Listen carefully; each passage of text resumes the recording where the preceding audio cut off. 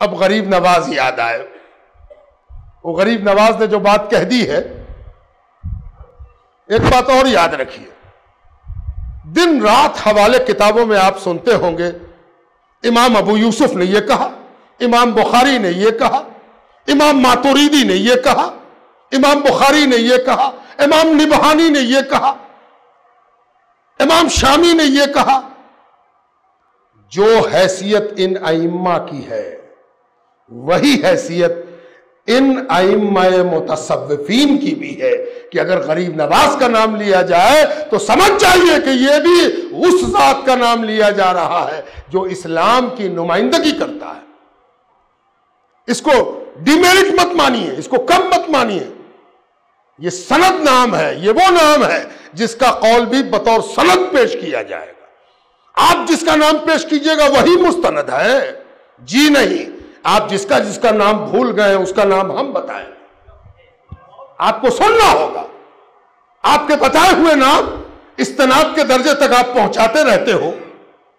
सुनो, ये वो जात है, ये वो शख्सियात है, ख्वाजा गरीब नवाज मोइनुद्दीन चिश्ती, अल्लामा रोजगार, सुल्तानुल मशाइख, महबूब इलाही ख्वाजा निजामुद्दीन औलिया। इस कदर अफसोस की और इस कदर शर्मिंदगी की बात है कि एक साहब को शौक हुआ कि अहले सुन्नत की नुमाइंदगी करते हुए रिसाला निकाले, तो उसमें नुमाइंदगान अहले सुन्नत की एक फहरिस्त दे दी। और वो फहरिस्त शुरू किससे की? शेख अब्दुल हक मुहद्दिस देहलवी। और जाके खत्म कहां किया? अपने पीर पर, अपने उस्ताद पर, अपने अल्लामा पर, है ना। तो मैंने उनसे पूछा कि आपने अहले सुन्नत पर जुल्म करने की कब से ठान ली? उनका मैं तो दाफ़ाए अहले सुन्नत, मुनाज़िर अहले सुन्नत। हमने कहा वो सब ठीक है, कभी आपने गौर किया कि जो फहरिस्त आपने दी है, इस फहरिस्त से दो बातें पता चली। पहली बात यह कि अकबर के दौर में अहले सुन्नत पैदा हुए, इसलिए कि शेख अब्दुल हक से बात शुरू हुई है। दूसरी बात यह पता चली कि यह कोई हिंदुस्तानी टोला है, ये इसलिए कि इसमें सब हिंदुस्तान के उलमा हैं और सब अकबर के बाद के हैं। तब उनको शर्म आई और अभी तक उनको लाज ठीक से नहीं आई है।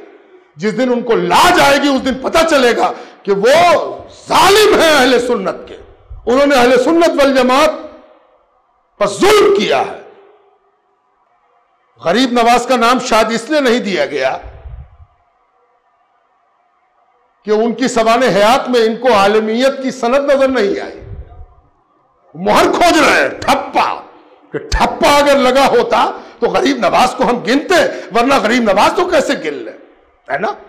और अगर किसी ने गरीब नवाज को इसलिए नहीं गिना कि उनकी कोई किताब नहीं है, तो पता नहीं सहाबा का क्या हाल करेगा ये सोच रखने वाला। सहाबा के साथ क्या करेगा और हजरत इमाम अबू हनीफा के साथ क्या करेगा, जिनकी भी कोई किताब बाज़ाब्ता सबूत के साथ, सनद के साथ मुत्तफक अलैह मौजूद नहीं। क्या करेगा? उन किताबों की कमी से आजकल शख्सियत की ऊंचाई में कमी मानते हैं। माज़अल्लाह अला याज़ बिल्लाह। अरे ये वो शख्सियतें हैं जिन पर किताबें लिखकर लोग साहिब किताब होते हैं।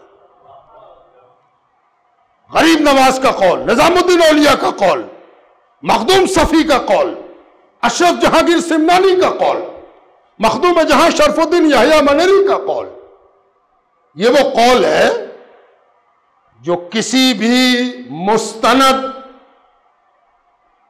उलमा इस्लाम के मुकाबले में पेश किया जाएगा, पेश किया जाता है। नहीं पेश किया तो बदनसीबी है तुम्हारी। जिनके काम जमीन पर है उनको भूल गए, और जिनकी किताब और जिनका किरतास पर काम है उनको तुम याद करते हो। किरतास और जमीन का जो फर्क है वो बहुत बड़ा फर्क है।